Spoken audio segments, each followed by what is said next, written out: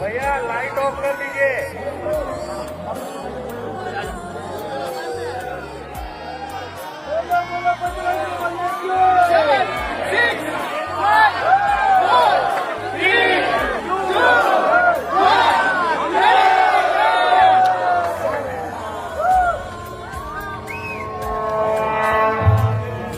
సర్వ మానవాళికి రక్షకుడు, మనకు కొండంత అండగా నిలిచేవాడు, మనసులో తలచిన వెంటనే గుండెల నిండా ధైర్యాన్ని నింపగలిగే మహాయోధుడు, అభయహస్తంతో ఎల్లవేళలా మనల్ని కాపాడే ఆ పవనపుత్రుడి ఇప్పుడు మనసారా స్తుతించుకుంటూ శ్రీ పంచముఖ ఆంజనేయ స్వామిగా అవతారమెత్తిన కథ దృశ్య రూపంలో తిలకిద్దాం రండి.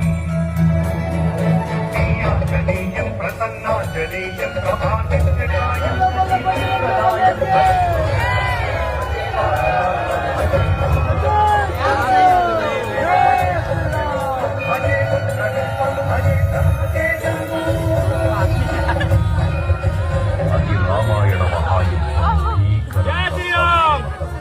శ్రీరామచంద్రుని సారథ్యం వానర సైన్యంతో విజృంభిస్తూ లక్ష్మణస్వామి తనతో పోరాటం చేస్తున్న రావణుడి కుమారుడు ఇంద్రజిత్ తలని బాణంతో ఒక్క వేటుతో వేరు చేశాడు.